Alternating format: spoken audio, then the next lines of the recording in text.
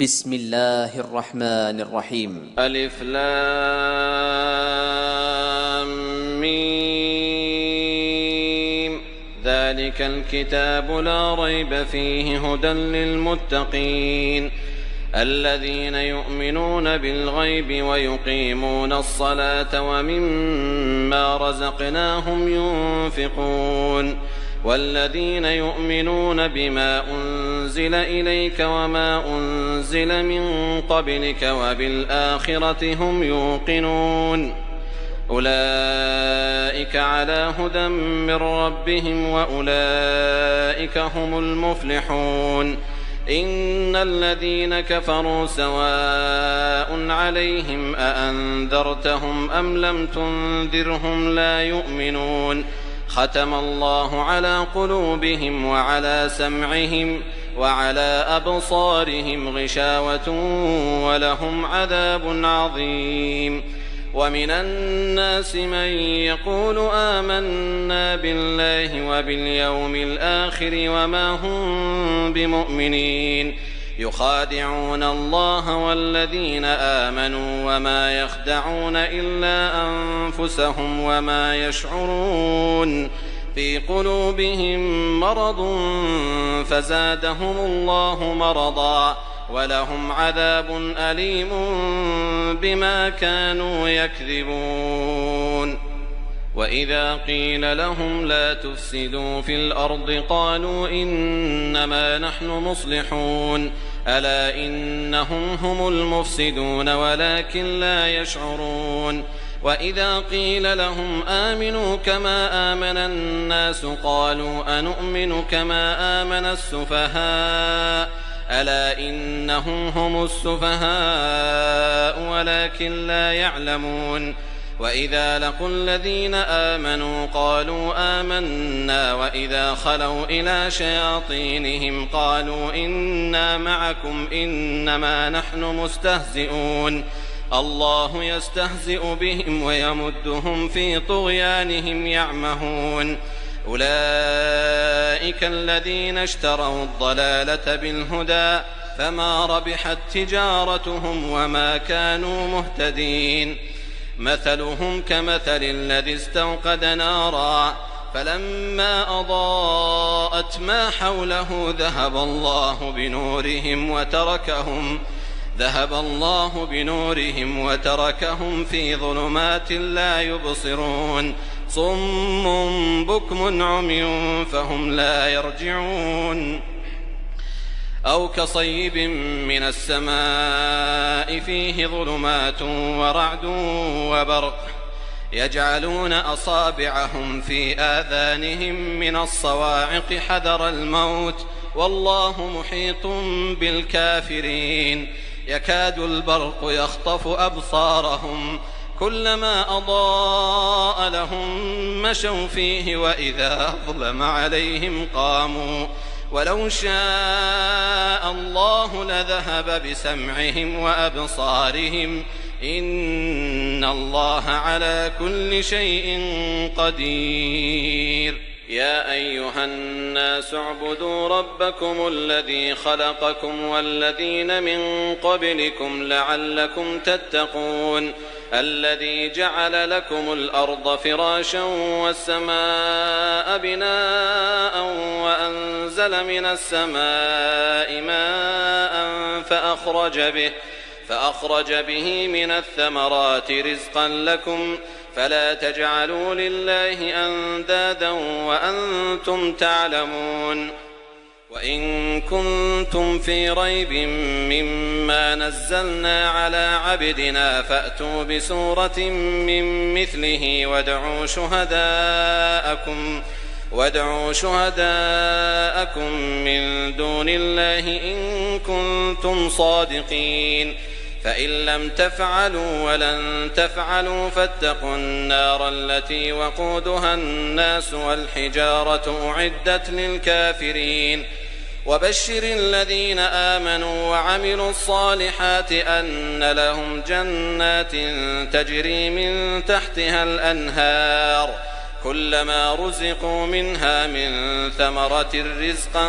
قالوا هذا الذي رزقنا من قبل وأتوا به متشابها ولهم فيها أزواج مطهرة وهم فيها خالدون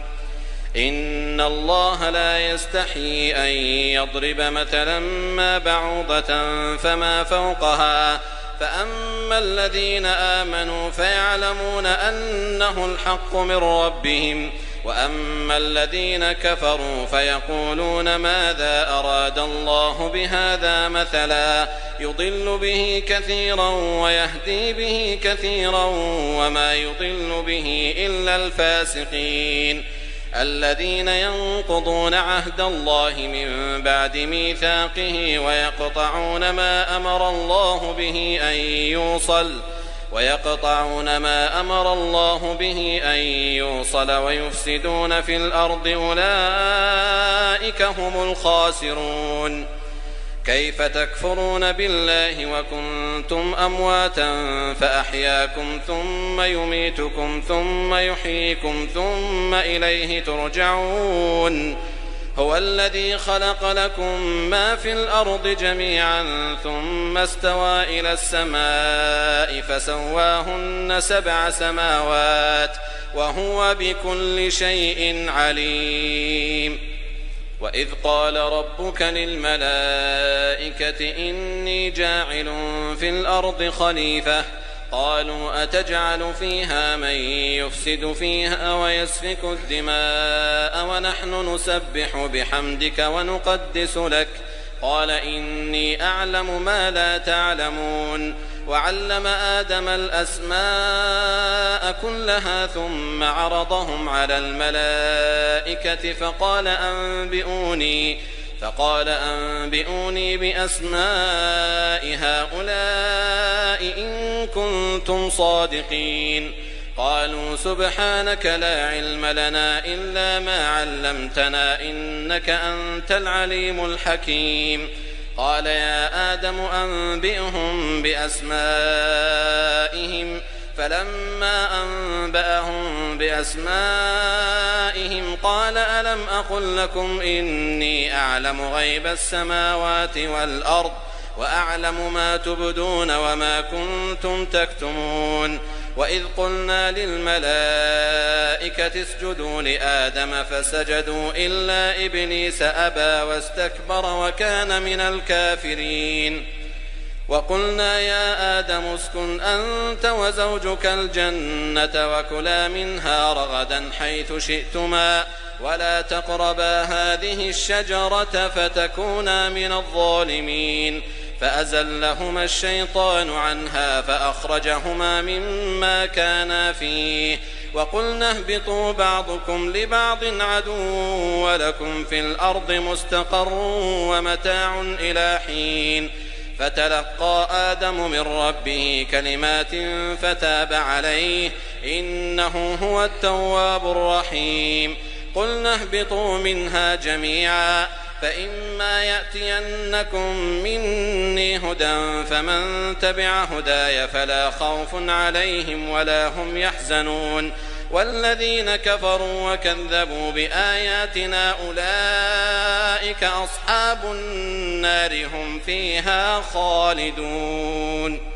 يا بني إسرائيل اذكروا نعمتي التي أنعمت عليكم وأوفوا بعهدي أوف بعهدكم وإياي فارهبون وآمنوا بما أنزلت مصدقا لما معكم ولا تكونوا أول كافر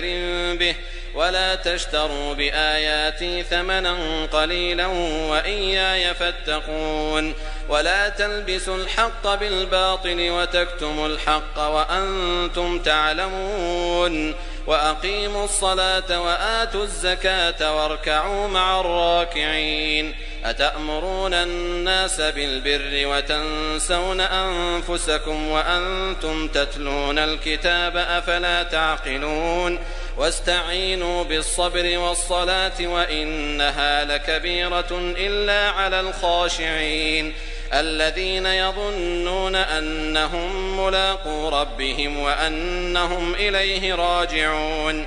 يا بني إسرائيل اذكروا نعمتي التي أنعمت عليكم وأني فضلتكم على العالمين واتقوا يوما لا تجزي نفس عن نفس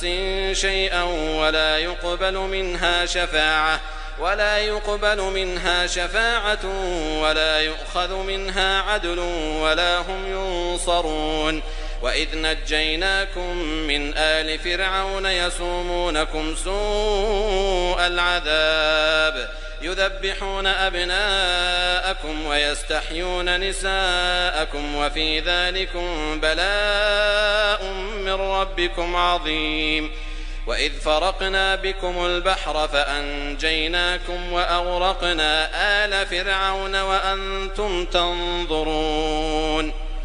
وإذ واعدنا موسى 40 ليلة ثم اتخذتم العجل من بعده وأنتم ظالمون ثم عفونا عنكم من بعد ذلك لعلكم تشكرون وإذ آتينا موسى الكتاب والفرقان لعلكم تهتدون وإذ قال موسى لقومه يا قوم إنكم ظلمتم أنفسكم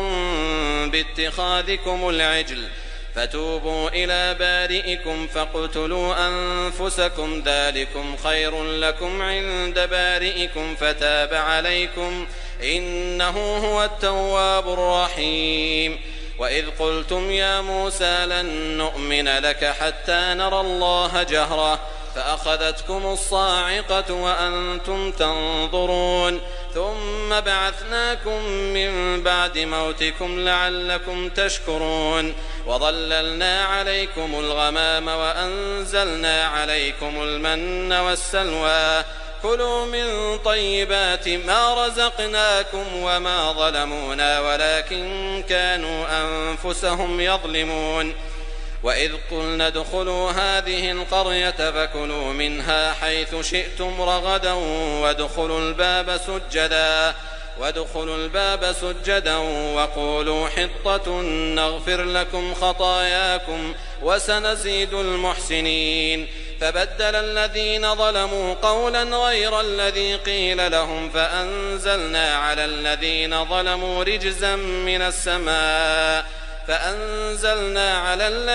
ظلموا رجزا من السماء بما كانوا يفسقون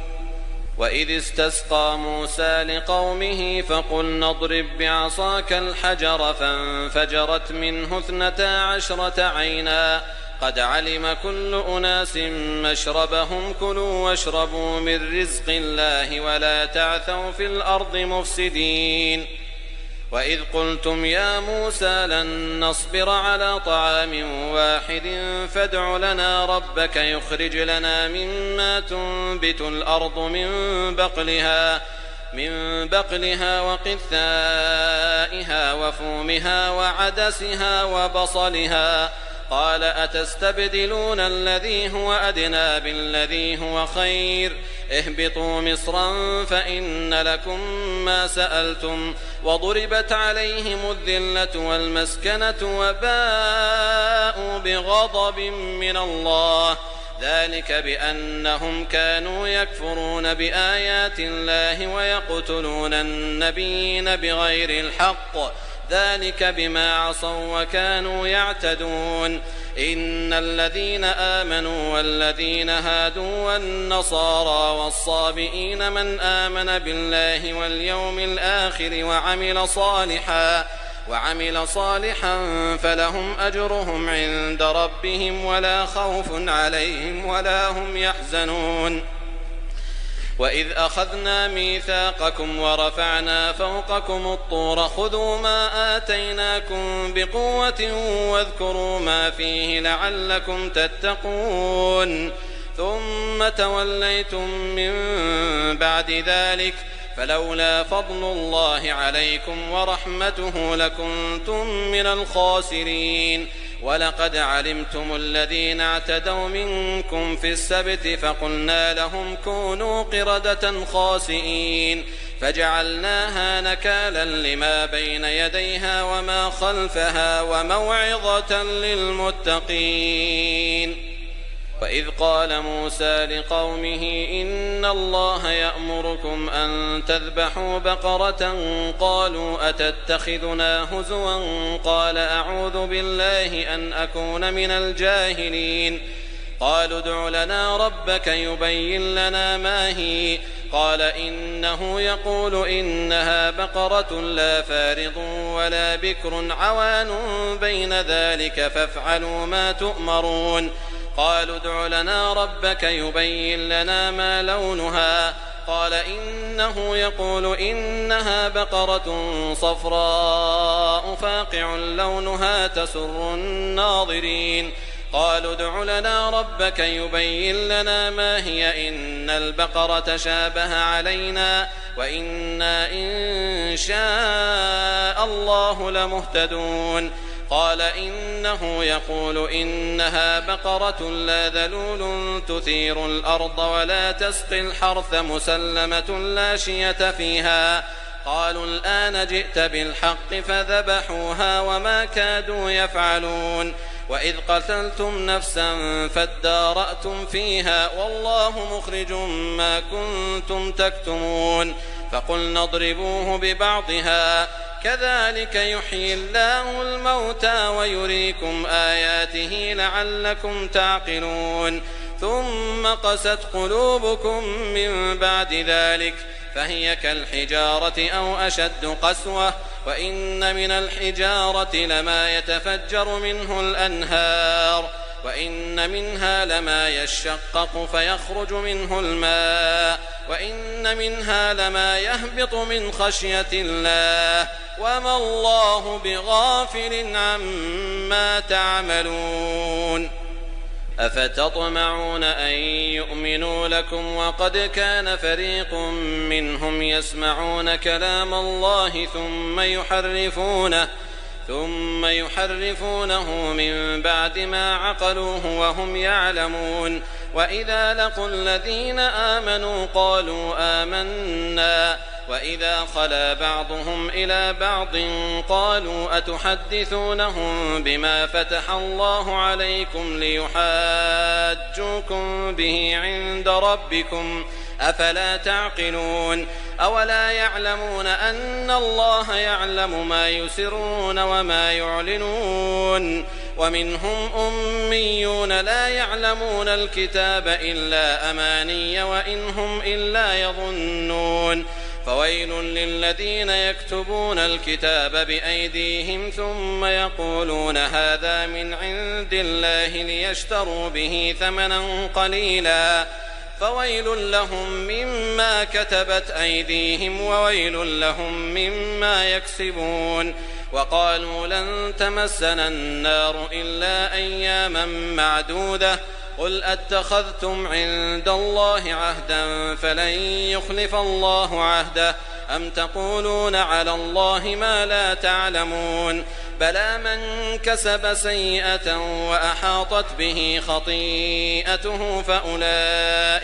فأولئك أصحاب النار هم فيها خالدون. والذين آمنوا وعملوا الصالحات أولئك أصحاب الجنة هم فيها خالدون.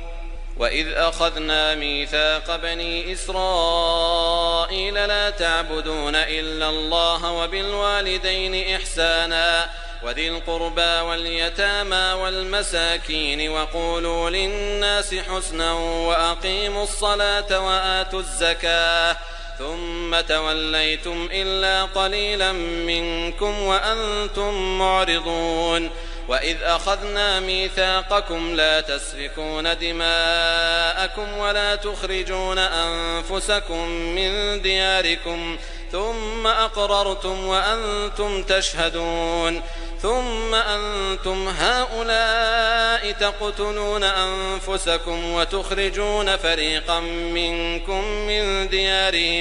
من ديارهم تظاهرون عليهم بالإثم والعدوان وإن يأتوكم أسارى تفادوهم وهو محرم عليكم إخراجهم أفتؤمنون ببعض الكتاب وتكفرون ببعض فما جزاء من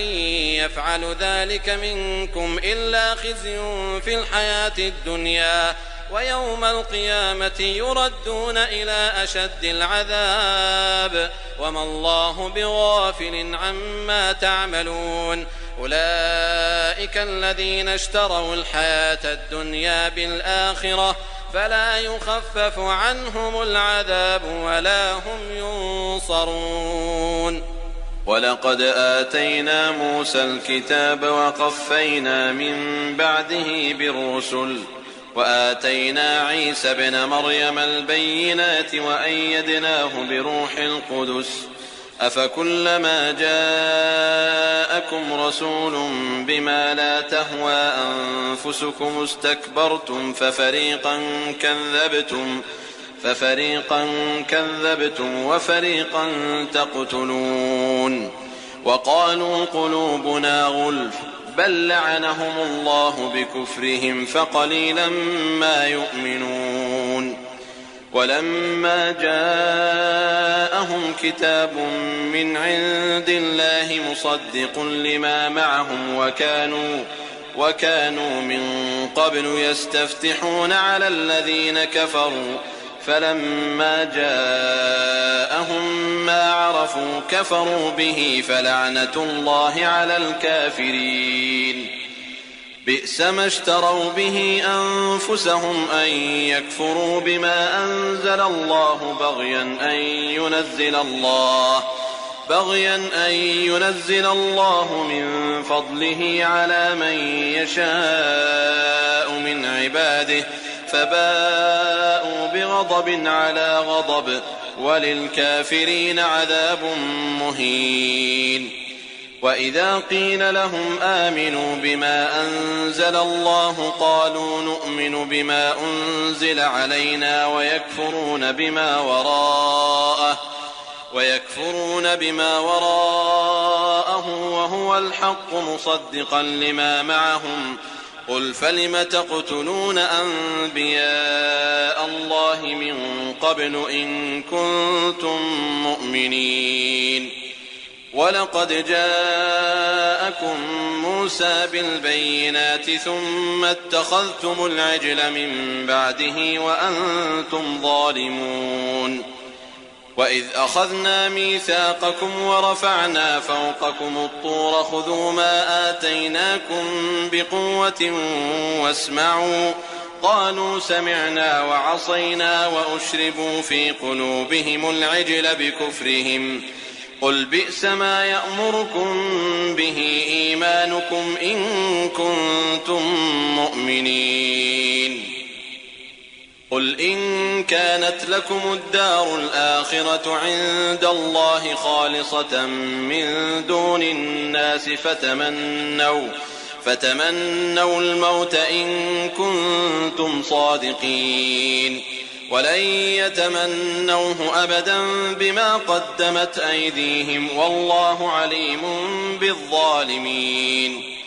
ولتجدنهم أحرص الناس على حياة ومن الذين أشركوا يود أحدهم لو يعمر 1000 سنة وما هو بمزحزحه من العذاب أن يعمر والله بصير بما يعملون قل من كان عدوا لجبريل فإنه نزله على قلبك بإذن الله مصدقا لما بين يديه وهدى وبشرى للمؤمنين من كان عدوا لله وملائكته ورسله وجبريل وميكال فإن الله عدو للكافرين ولقد أنزلنا إليك آيات بينات وما يكفر بها إلا الفاسقون أو كلما عاهدوا عهدا نبذه فريق منهم بل أكثرهم لا يؤمنون ولما جاءهم رسول من عند الله مصدق لما معهم نبذ فريق من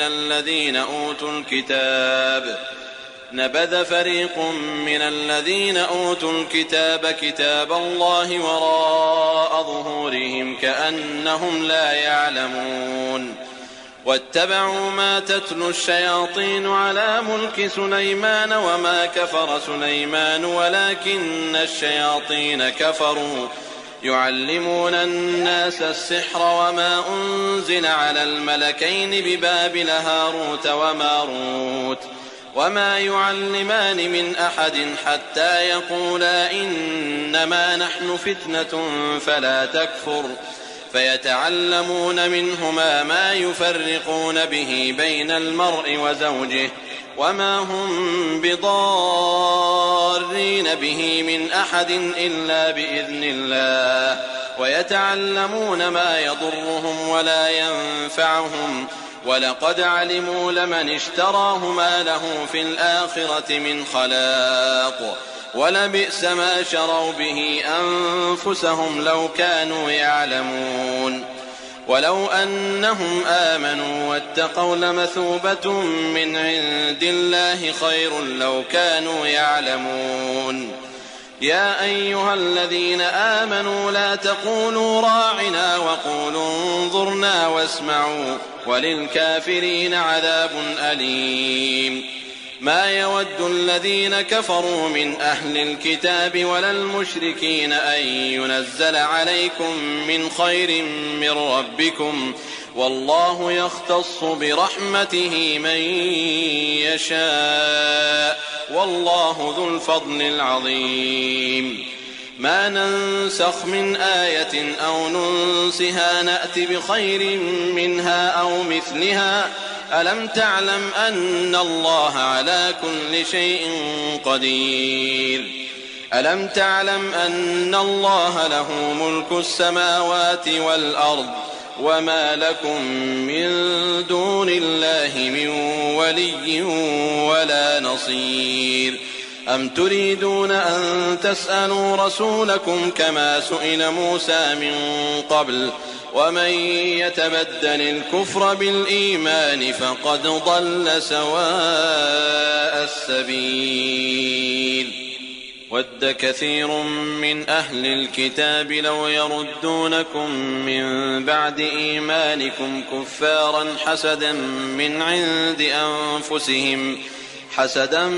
عند أنفسهم من بعد ما تبين لهم الحق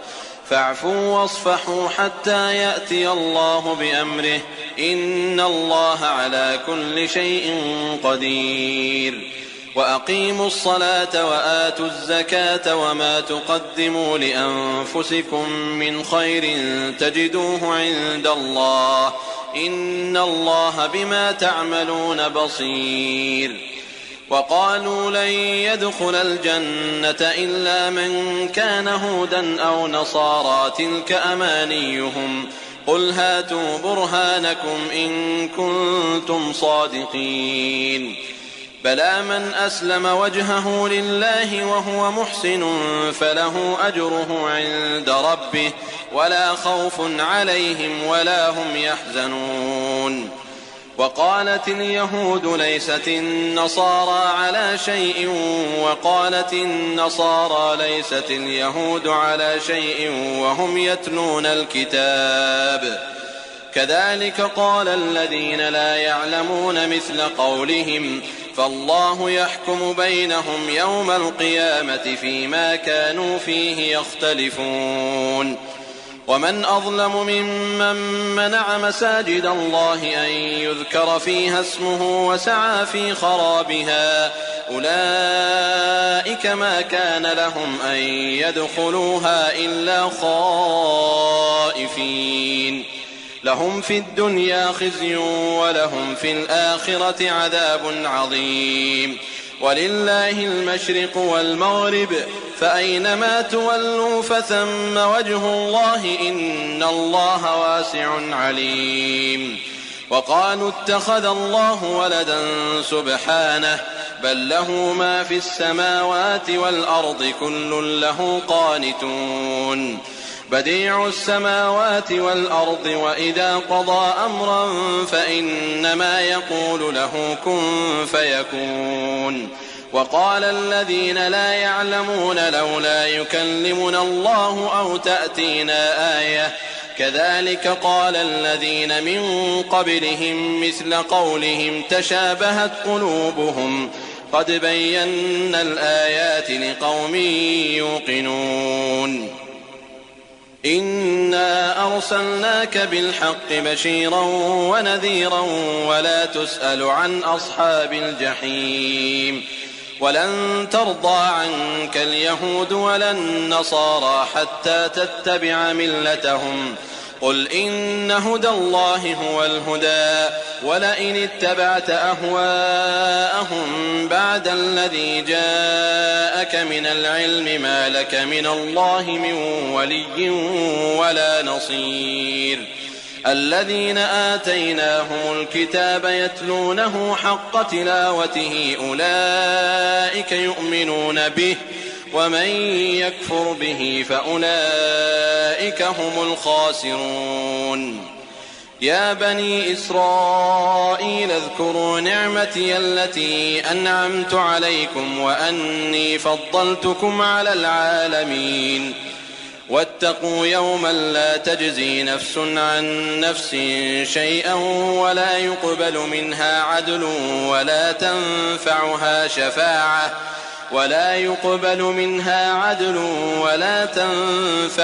شفاعة ولا هم ينصرون. وإذ ابتلى إبراهيم ربه بكلمات فأتمهن قال إني جاعلك للناس إماما قال ومن ذريتي قال لا ينال عهد الظالمين. وإذ جعلنا البيت مثابة للناس وأمنا واتخذوا من مقام إبراهيم مصلى وعهدنا إلى إبراهيم وإسماعيل أن طهرا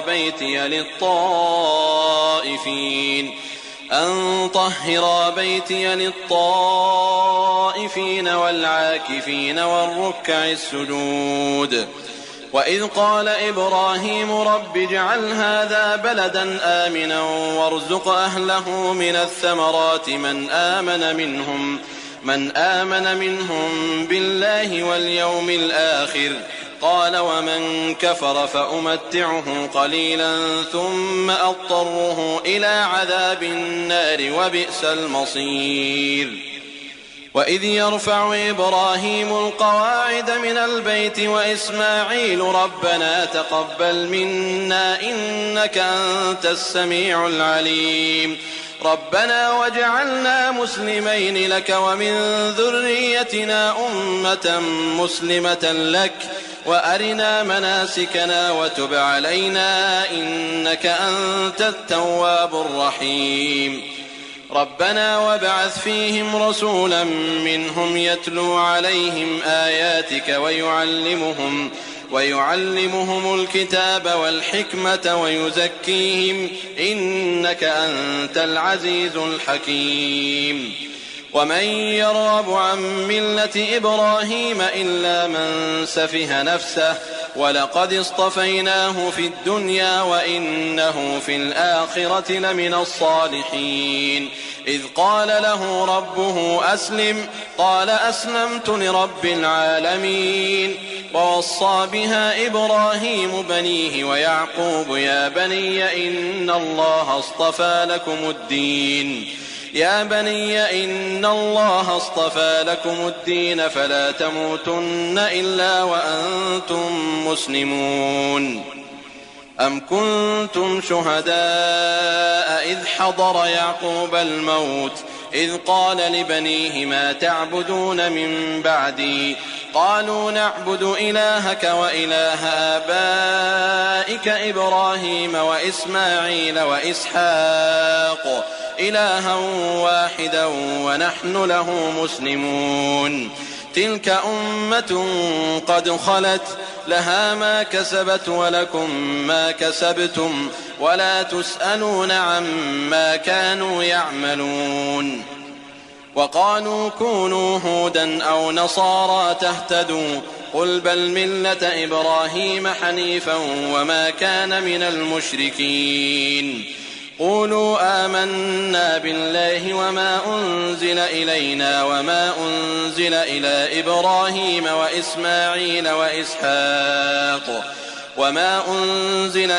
إبراهيم وإسماعيل وإسحاق ويعقوب والأسباط وما أوتي موسى وعيسى وما أوتي النبيون من ربهم لا نفرق بين أحد منهم ونحن له مسلمون فإن آمنوا بمثل ما آمنتم به فقد اهتدوا وإن تولوا فإنما هم في شقاق فسيكفيكهم الله وهو السميع العليم صبغة الله ومن أحسن من الله صبغة ونحن له عابدون قل أتحاجوننا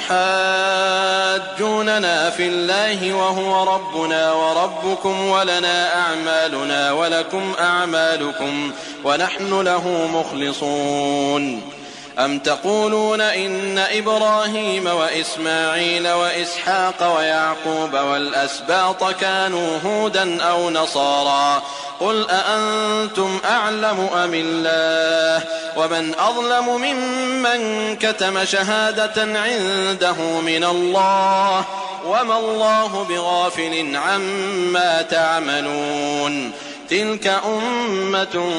قد خلت لها ما كسبت ولكم ما كسبتم ولا تسألون عما كانوا يعملون سيقول السفهاء من الناس ما ولاهم عن قبلتهم التي كانوا عليها قل لله المشرق والمغرب يهدي من يشاء إلى صراط مستقيم وكذلك جعلناكم أمة وسطا لتكونوا شهداء على الناس ويكون الرسول عليكم شهيدا وما جعلنا القبلة التي كنت عليها إلا لنعلم من يتبع الرسول ممن ينقلب على عقبيه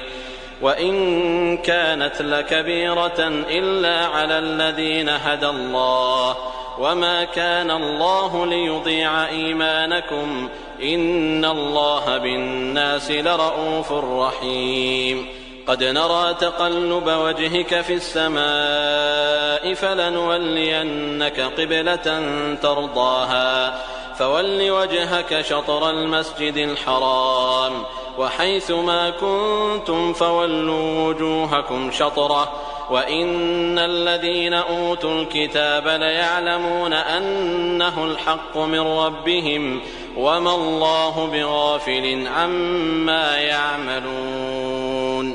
ولئن أتيت الذين أوتوا الكتاب بكل آية ما تبعوا قبلتك وما أنت بتابع قبلتهم وما بعضهم بتابع قبلة بعض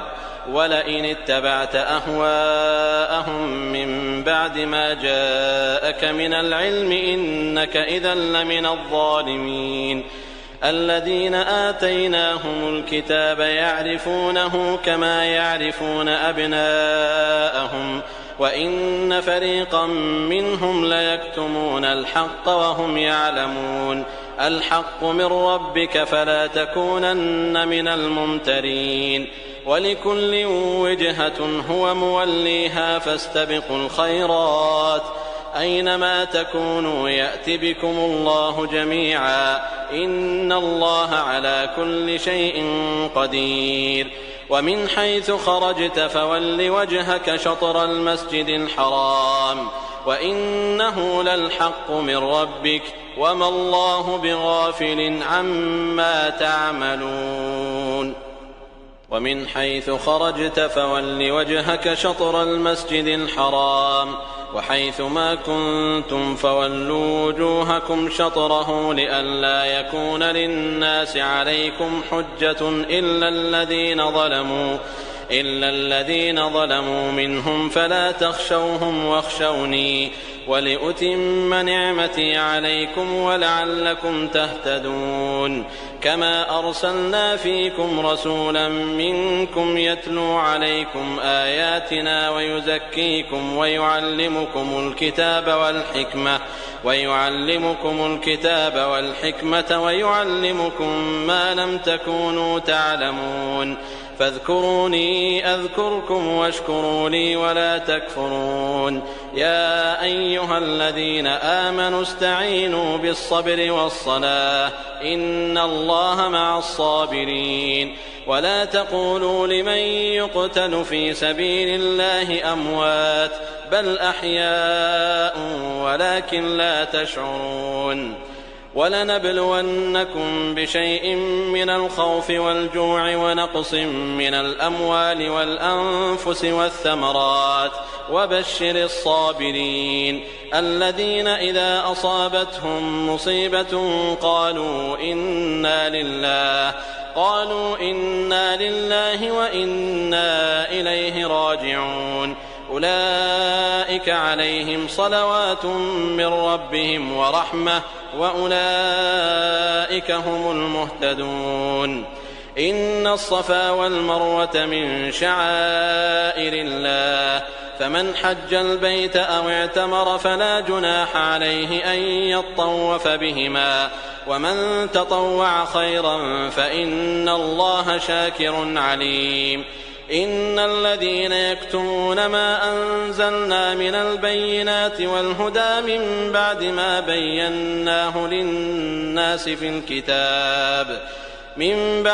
بيناه للناس في الكتاب أولئك يلعنهم الله ويلعنهم اللاعنون إلا الذين تابوا وأصلحوا وبينوا فأولئك أتوب عليهم وأنا التواب الرحيم إن الذين كفروا وماتوا وهم كفار أولئك عليهم لعنة الله والملائكة والناس أجمعين خالدين فيها لا يخفف عنهم العذاب ولا هم ينظرون وإلهكم إله واحد لا إله إلا هو الرحمن الرحيم إن في خلق السماوات والأرض واختلاف الليل والنهار والفلك التي تجري في البحر بما ينفع الناس وما أنزل الله من السماء من ماء فأحيا به الأرض بعد موتها وبث فيها من كل دابة وتصريف الرياح والسحاب المسخر بين السماء والأرض لآيات لقوم يعقلون ومن الناس من يتخذ من دون الله أندادا يحبونهم كحب الله والذين آمنوا أشد حبا لله ولو يرى الذين ظلموا إذ يرون العذاب أن القوة لله جميعا وأن الله شديد العذاب إذ تبرأ الذين اتبعوا من الذين اتبعوا ورأوا العذاب وتقطعت بهم الأسباب وقال الذين اتبعوا لو أن لنا كرة فنتبرأ منهم كما تبرأوا منا كذلك يريهم الله أعمالهم حسرات عليهم وما هم بخارجين من النار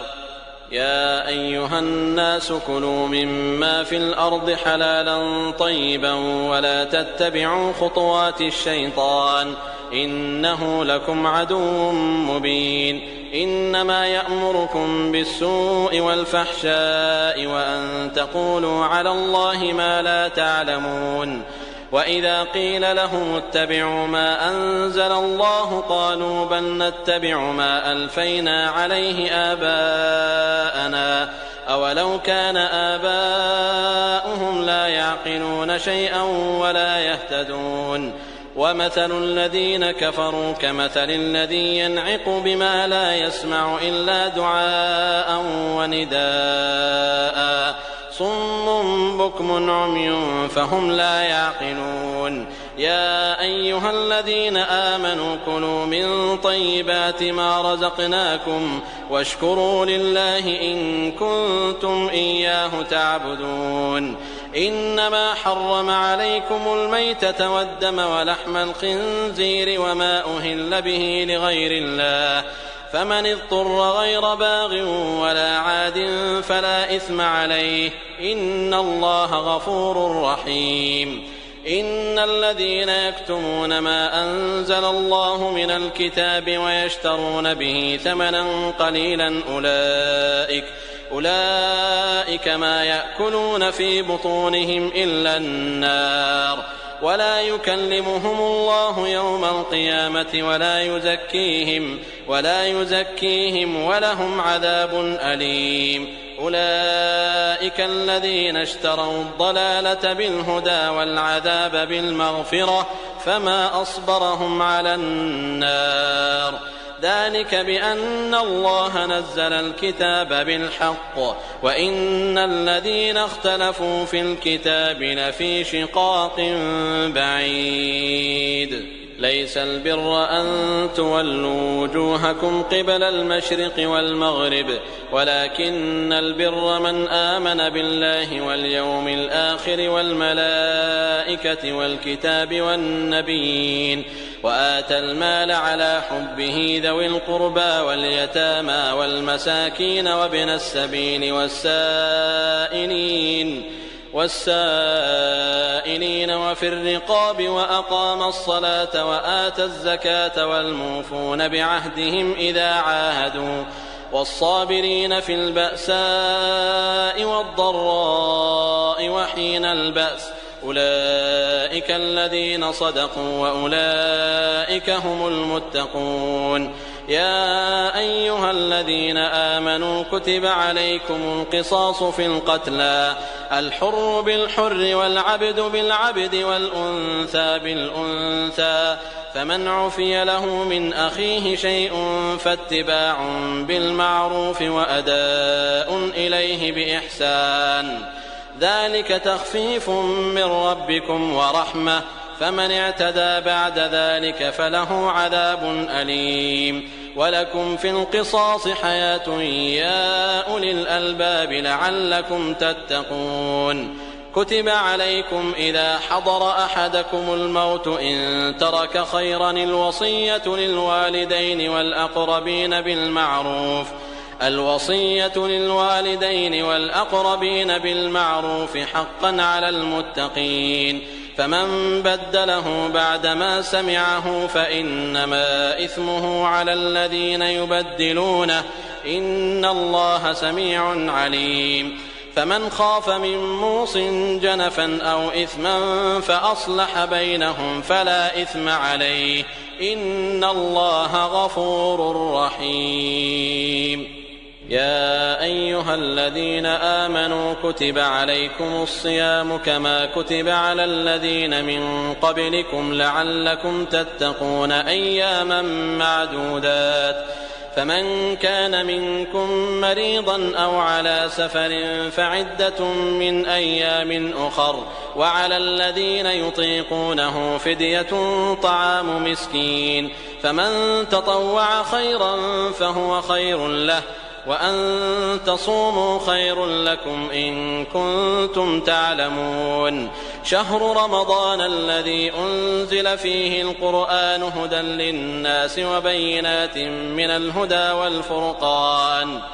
فمن شهد منكم الشهر فليصم ومن كان مريضا أو على سفر فعدة من أيام أخر يريد الله بكم اليسر ولا يريد بكم العسر ولتكملوا العدة ولتكبروا الله على ما هداكم ولعلكم تشكرون. وإذا سألك عبادي عني فإني قريب أجيب دعوة الداع إذا دعان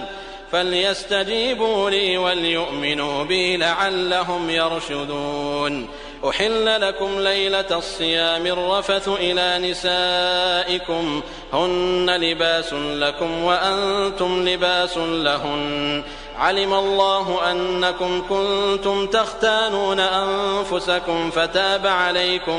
فتاب عليكم وعفى عنكم فالآن باشروهن وابتغوا ما كتب الله لكم وكلوا واشربوا حتى يتبين لكم الخيط الأبيض من الخيط الأسود من الفجر ثم أتموا الصيام إلى الليل ولا تباشروهن وأنتم عاكفون في المساجد تلك حدود الله فلا تقربوها كذلك يبين الله آياته للناس لعلهم يتقون.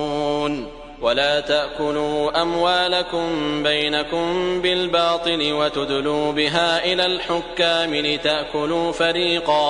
لتأكلوا فريقا من أموال الناس بالإثم وأنتم تعلمون. يسألونك عن الأهلة قل هي مواقيت للناس والحج وليس البر بأن تأتوا البيوت من ظهورها ولكن البر من اتقى وأتوا البيوت من أبوابها واتقوا الله لعلكم تفلحون. وقاتلوا في سبيل الله الذين يقاتلونكم ولا تعتدوا إن الله لا يحب المعتدين. واقتلوهم حيث ثقفتموهم وأخرجوهم من حيث أخرجوكم والفتنة أشد من القتل ولا تقاتلوهم عند المسجد الحرام حتى يقاتلوكم فيه فإن قاتلوكم فاقتلوهم كذلك جزاء الكافرين فإن انتهوا فإن الله غفور رحيم.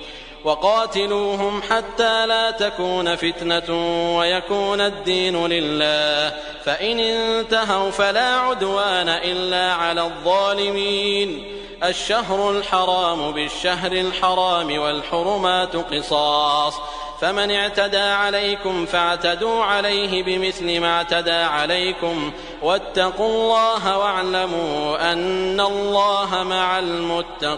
المتقين. وأنفقوا في سبيل الله ولا تلقوا بأيديكم إلى التهلكة وأحسنوا إن الله يحب المحسنين. وأتموا الحج والعمرة لله فإن أحصرتم فما استيسر من الهدي ولا تحلقوا رؤوسكم حتى يبلغ الهدي محله فمن كان منكم مريضا أو به أذى من رأسه ففدية من صيام أو صدقة أو نسك فإذا أمنتم فمن تمتع بالعمرة إلى الحج فما استيسر من الهدي فمن لم يجد فصيام 3 أيام في الحج و7 إذا رجعتم تلك 10 كاملة ذلك لمن لم يكن أهله حاضر المسجد الحرام واتقوا الله واعلموا أن الله شديد العقاب. الحج أشهر معلومات فمن فرض فيهن الحج فلا رفث ولا فسوق ولا جدال في الحج وما تفعلوا من خير يعلمه الله وتزودوا فإن خير الزاد التقوى واتقون يا أولي الألباب. ليس عليكم جناح أن تبتغوا فضلا من ربكم فإذا أفضتم من عرفات فاذكروا الله عند المشعر الحرام واذكروه كما هداكم وإن كنتم من قبله لمن الضالين ثم أفيضوا من حيث أفاض الناس واستغفروا الله إن الله غفور رحيم. فإذا قضيتم مناسككم فاذكروا الله كذكركم آباءكم أو أشد ذكرا فمن الناس من يقول ربنا آتنا في الدنيا وما له في الآخرة من خلاق ومنهم من يقول ربنا آتنا في الدنيا حسنة وفي الآخرة حسنة وقنا عذاب النار أولئك لهم نصيب مما كسبوا والله سريع الحساب واذكروا الله في أيام معدودات فمن تعجل في يومين فلا إثم عليه ومن تأخر فلا إثم عليه لمن اتقى واتقوا الله واعلموا أنكم إليه تحشرون ومن الناس من يعجبك قوله في الحياة الدنيا ويشهد الله على ما في قلبه وهو ألد الخصام وإذا تولى سعى في الأرض ليفسد فيها ويهلك الحرث والنسل والله لا يحب الفساد وإذا قيل له اتق الله أخذته العزة بالإثم فحسبه جهنم ولبئس المهاد ومن الناس من يشري نفسه ابتغاء مرضات الله والله رؤوف بالعباد يا أيها الذين آمنوا ادخلوا في السلم كافة ولا تتبعوا خطوات الشيطان إنه لكم عدو مبين فإن زللتم من بعد ما جاءتكم البينات فاعلموا أن الله عزيز حكيم هل ينظرون إلا أن يأتيهم الله في ظلل من الغمام والملائكة وقضي الأمر وإلى الله ترجع الأمور سل بني إسرائيل كم آتيناهم من آية بينة ومن يبدل نعمة الله من بعد ما جاءته فإن الله شديد العقاب زين للذين كفروا الحياة الدنيا ويسخرون من الذين آمنوا والذين اتقوا فوقهم يوم القيامة والله يرزق من يشاء بغير حساب كان الناس أمة واحدة فبعث الله النبيين مبشرين ومنذرين وأنزل معهم الكتاب بالحق ليحكم بين الناس فيما اختلفوا فيه وما اختلف فيه إلا الذين أوتوه من بعد ما جاءتهم البينات بغيا بينهم فهدى الله الذين آمنوا لما اختلفوا فيه من الحق بإذنه والله يهدي من يشاء إلى صراط مستقيم أم حسبتم أن تدخلوا الجنة ولما يأتكم مثل الذين خلوا من قبلكم مستهم البأساء والضراء وزلزلوا حتى يقول الرسول والذين آمنوا معه متى نصر الله ألا إن نصر الله قريب يسألونك ماذا ينفقون قل ما أنفقتم من خير فللوالدين والأقربين واليتامى والمساكين وابن السبيل وما تفعلوا من خير فإن الله به عليم كتب عليكم القتال وهو كره لكم وعسى أن تكرهوا شيئا وهو خير لكم وعسى أن تحبوا شيئا وهو شر لكم والله يعلم وأنتم لا تعلمون يسألونك عن الشهر الحرام قتال فيه قل قتال فيه كبير وصد عن سبيل الله وكفر به والمسجد الحرام وإخراج أهله منه أكبر عند الله والفتنة أكبر من القتل ولا يزالون يقاتلونكم حتى يردوكم عن دينكم إن استطاعوا ومن يرتدد منكم عن دينه فيمت وهو كافر فأولئك حبطت أعمالهم في الدنيا والآخرة وأولئك أصحاب النار هم فيها خالدون. إن الذين آمنوا والذين هاجروا وجاهدوا في سبيل الله أولئك يرجون رحمة الله والله غفور رحيم. يسألونك عن الخمر والميسر قل فيهما إثم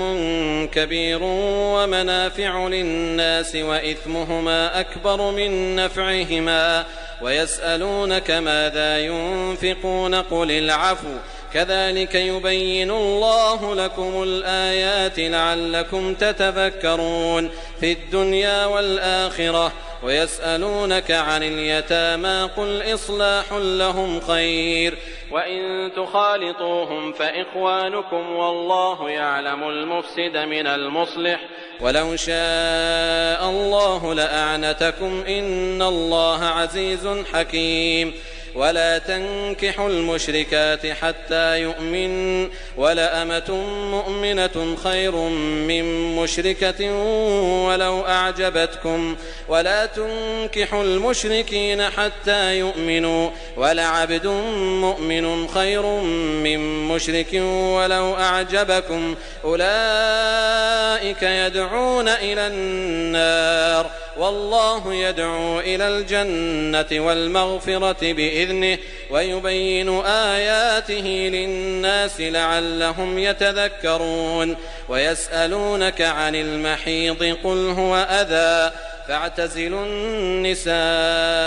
في المحيض ولا تقربوهن حتى يطهرن فإذا تطهرن فأتوهن من حيث أمركم الله إن الله يحب التوابين ويحب المتطهرين. نساؤكم حرث لكم فأتوا حرثكم أنى شئتم وقدموا لأنفسكم واتقوا الله واعلموا أنكم ملاقوه وبشر المؤمنين. ولا تجعلوا الله عرضة لأيمانكم أن تبروا وتتقوا وتصلحوا بين الناس والله سميع عليم. لا يؤاخذكم الله باللغو في أيمانكم ولكن يؤاخذكم بما كسبت قلوبكم والله غفور حليم. للذين يؤلون من نسائهم تربص 4 أشهر فإن فاءوا فإن الله غفور رحيم. وإن عزموا الطلاق فإن الله سميع عليم. والمطلقات يتربصن بأنفسهن 3 قروء ولا يحل لهن أن يكتمن ما خلق الله في أرحامهن إن كن يؤمن بالله واليوم الآخر وبعولتهن أحق بردهن في ذلك إن أرادوا إصلاحا ولهن مثل الذي عليهن بالمعروف وللرجال عليهن درجة والله عزيز حكيم. الطلاق 2 فإمساك بمعروف أو تسريح بإحسان. ولا يحل لكم أن تأخذوا مما آتيتموهن شيئا إلا أن يخافا ألا يقيما حدود الله فإن خفتم ألا يقيما حدود الله فلا جناح عليهما فيما افتدت به تلك حدود الله فلا تعتدوها ومن يتعد حدود الله فأولئك هم الظالمون. فإن طلقها فلا تحل له من بعد حتى تنكح زوجا غيره فإن طلقها فلا جناح عليهما أن يتراجعا إن ظنا أن يقيما حدود الله وتلك حدود الله يبينها لقوم يعلمون. وإذا طلقتم النساء فبلغن أجلهن فأمسكوهن بمعروف أو سرحوهن بمعروف ولا تمسكوهن ضرارا لتعتدوا ومن يفعل ذلك فقد ظلم نفسه ولا تتخذوا آيات الله هزوا واذكروا نعمة الله عليكم وما أنزل عليكم من الكتاب والحكمة يعظكم به واتقوا الله واعلموا أن الله بكل شيء عليم. وإذا طلقتم النساء فبلغن أجلهن فلا تعضلوهن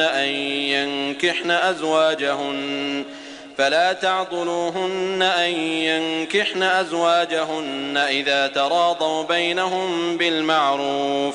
ذلك يوعظ به من كان منكم يؤمن بالله واليوم الآخر ذلكم أزكى لكم وأطهر والله يعلم وأنتم لا تعلمون. والوالدات يرضعن أولادهن حولين كاملين لمن أراد أن يتم الرضاعة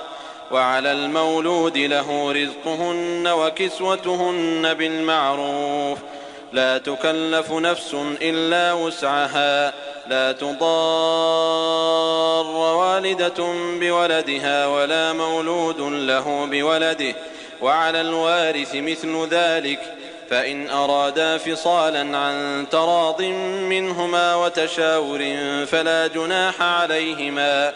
وإن أردتم أن تسترضعوا أولادكم فلا جناح عليكم إذا سلمتم ما آتيتم بالمعروف واتقوا الله واعلموا أن الله بما تعملون بصير.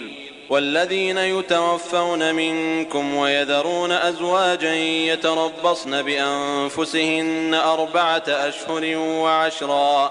فإذا بلغن أجلهن فلا جناح عليكم فيما فعلن في أنفسهن بالمعروف والله بما تعملون خبير. ولا جناح عليكم فيما عرضتم به من خطبة النساء أو أكننتم في أنفسكم علم الله أنكم ستذكرونهن ولكن لا تواعدوهن سرا إلا أن تقولوا قولا معروفا ولا تعزموا عقدة النكاح حتى يبلغ الكتاب أجله واعلموا أن الله يعلم ما في أنفسكم فاحذروه واعلموا أن الله غفور حليم. لا جناح عليكم إن طلقتم النساء ما لم تمسوهن أو تفرضوا لهن فريضة ومتعوهن على الموسع قدره وعلى المقتر قدره متاعا بالمعروف حقا على المحسنين. وإن طلقتموهن من قبل أن تمسوهن وقد فرضتم لهن فريضة فنصف ما فرضتم إلا أن يعفون أو يعفو الذي بيده عقدة النكاح وأن تعفوا أقرب للتقوى ولا تنسوا الفضل بينكم إن الله بما تعملون بصير. حافظوا على الصلوات والصلاة الوسطى وقوموا لله قانتين. فإن خفتم فرجالا أو ركبانا فإذا أمنتم فاذكروا الله كما علمكم ما لم تكونوا تعلمون. والذين يتوفون منكم ويذرون أزواجا وصية لأزواجهم متاعا إلى الحول غير إخراج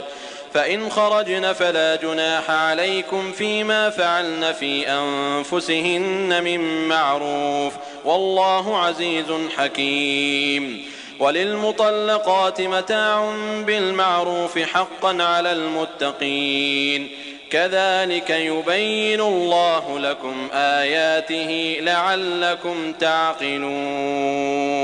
ألم تر إلى الذين خرجوا من ديارهم وهم ألوف حذر الموت فقال لهم الله موتوا فقال لهم الله موتوا ثم أحياهم إن الله لذو فضل على الناس ولكن أكثر الناس لا يشكرون وقاتلوا في سبيل الله واعلموا أن الله سميع عليم من ذا الذي يقرض الله قرضا حسنا فيضاعفه له أضعافا كثيرة والله يقبض ويبسط وإليه ترجعون ألم تر إلى الملأ من بني إسرائيل من بعد موسى إذ قالوا لنبي لهم ابعث لنا ملكا نقاتل في سبيل الله قال هل عسيتم إن كتب عليكم القتال ألا تقاتلوا قالوا وما لنا ألا نقاتل في سبيل الله وقد أخرجنا من ديارنا وأبنائنا فلما كتب عليهم القتال تولوا إلا قليلا منهم والله عليم بالظالمين وقال لهم نبيهم إن الله قد بعث لكم طالوت ملكا قالوا أنى يكون له الملك علينا ونحن أحق بالملك منه ولم يؤت سعة من المال قال إن الله اصطفاه عليكم وزاده بسطة في العلم والجسم والله يؤتي ملكه من يشاء والله واسع عليم وقال لهم نبيهم إن آية ملكه أن يأتيكم التابوت فيه سكينة من ربكم وبقية مما ترك آل موسى وآل هارون تحمله الملائكة إن في ذلك لآية لكم إن كنتم مؤمنين فلما فصل طالوت بالجنود قال إن الله مبتليكم بنهر فمن شرب منه فليس مني ومن لم يطعمه فإنه مني إلا من اغترف غرفة بيده فشربوا منه إلا قليلا منهم فلما جاوزه هو والذين آمنوا معه قالوا لا طاقة لنا اليوم بجالوت وجنوده قال الذين يظنون أنهم ملاقوا الله كم من فئة قليلة غلبت فئة كثيرة بإذن الله والله مع الصابرين ولما برزوا لجالوت وجنوده قالوا ربنا أفرغ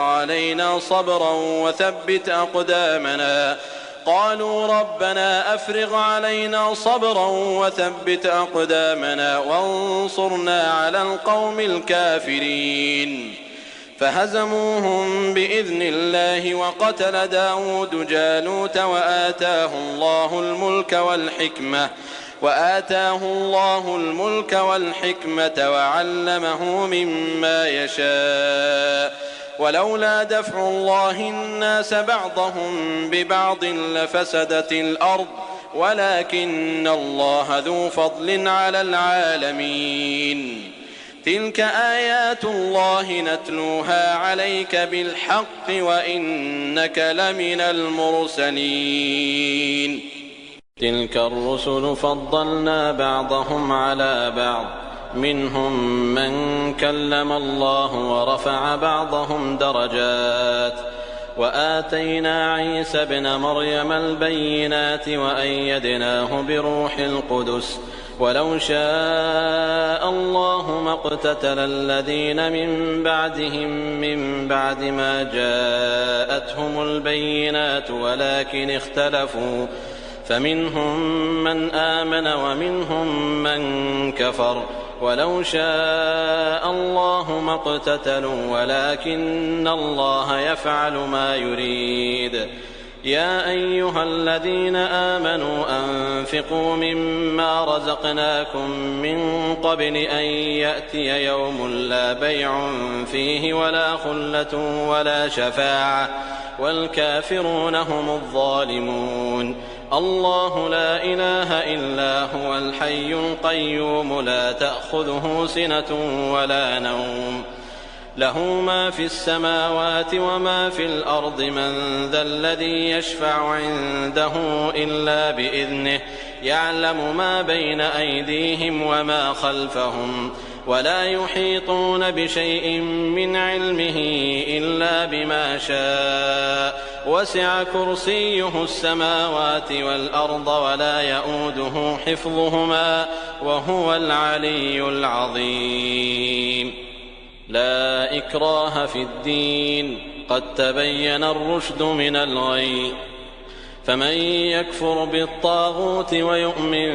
بالله فقد استمسك بالعروة الوثقى لا انفصام لها والله سميع عليم. الله ولي الذين آمنوا يخرجهم من الظلمات إلى النور والذين كفروا أولياؤهم الطاغوت يخرجونهم من النور إلى الظلمات أولئك أصحاب النار هم فيها خالدون. ألم تر إلى الذي حاج إبراهيم في ربه أن آتاه الله الملك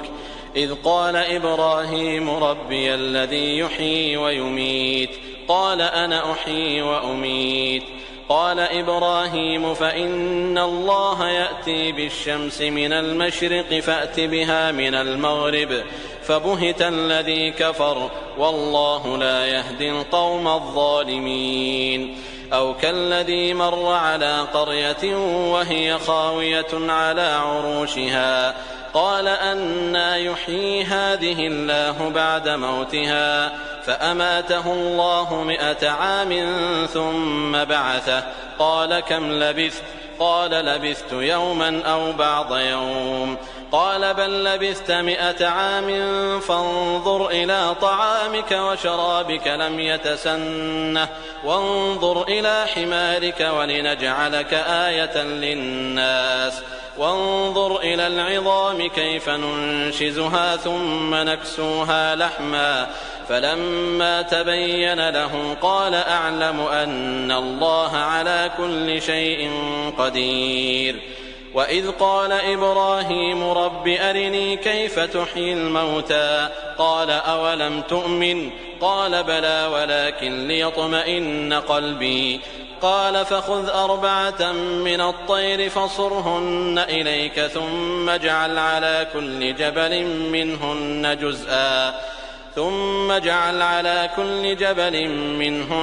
جزءا ثم ادعهن يأتينك سعيا واعلم أن الله عزيز حكيم. مثل الذين ينفقون أموالهم في سبيل الله كمثل حبة أنبتت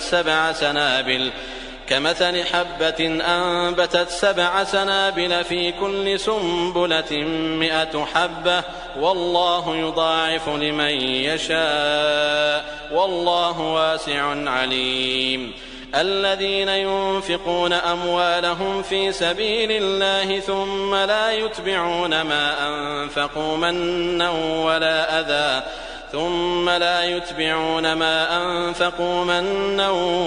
أذى لهم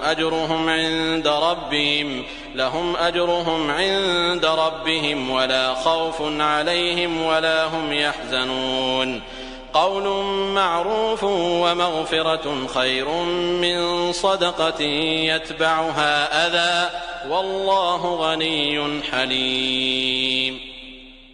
يا أيها الذين آمنوا لا تبطلوا صدقاتكم بالمن والأذى كالذي ينفق ماله رئاء الناس ولا يؤمن بالله واليوم الآخر فمثله كمثل صفوان عليه تراب فأصابه وابل فتركه صلدا لا يقدرون على شيء مما كسبوا والله لا يهدي القوم الكافرين. ومثل الذين ينفقون أموالهم ابتغاء مرضات الله وتثبيتا من أنفسهم كمثل جنة بربوة أصابها وابل فآتت أكلها ضعفين فإن لم يصبها وابل فطل والله بما تعملون بصير. أيود أحدكم أن تكون له جنة من نخيل وأعناب تجري من تحتها الأنهار له فيها من كل الثمرات وأصابه الكبر وله ذرية ضعفاء فأصابها إعصار فيه نار فاحترقت كذلك يبين الله لكم الآيات لعلكم تتفكرون. يا أيها الذين آمنوا أنفقوا من طيبات ما كسبتم ومما أخرجنا لكم من الأرض ولا تيمموا الخبيث منه تنفقون ولستم بآخذيه إلا أن تغمضوا فيه واعلموا أن الله غني حميد. الشيطان يعدكم الفقر ويأمركم بالفحشاء والله يعدكم مغفرة منه وفضلا والله واسع عليم. يؤتي الحكمة من يشاء ومن يؤت الحكمة فقد أوتي خيرا كثيرا وما يذكر إلا أولو الألباب. وما أنفقتم من نفقة أو نذرتم من نذر فإن الله يعلمه وما للظالمين من أنصار. إن تبدوا الصدقات فنعما هي وإن تخفوها وتؤتوها الفقراء فهو خير لكم ويكفر عنكم من سيئاتكم والله بما تعملون خبير. ليس عليك هداهم ولكن الله يهدي من يشاء وما تنفقوا من خير فلأنفسكم وما تنفقون إلا ابتغاء وجه الله وما تنفقوا من خير يوفى إليكم وأنتم لا تظلمون. للفقراء الذين أحصروا في سبيل الله لا يستطيعون ضربا في الأرض يحسبهم الجاهل أغنياء من التعفف تعرفهم بسيماهم لا يسألون الناس إلحافا وما تنفقوا من خير فإن الله به عليم. الذين ينفقون أموالهم بالليل والنهار سرا وعلانية فلهم أجرهم عند ربهم ولا خوف عليهم ولا هم يحزنون. الذين يأكلون الربا لا يقومون إلا كما يقوم الذي يتخبطه الشيطان من المس ذلك بأنهم قالوا إنما البيع مثل الربا وأحل الله البيع وحرم الربا فمن جاءه موعظة من ربه فانتهى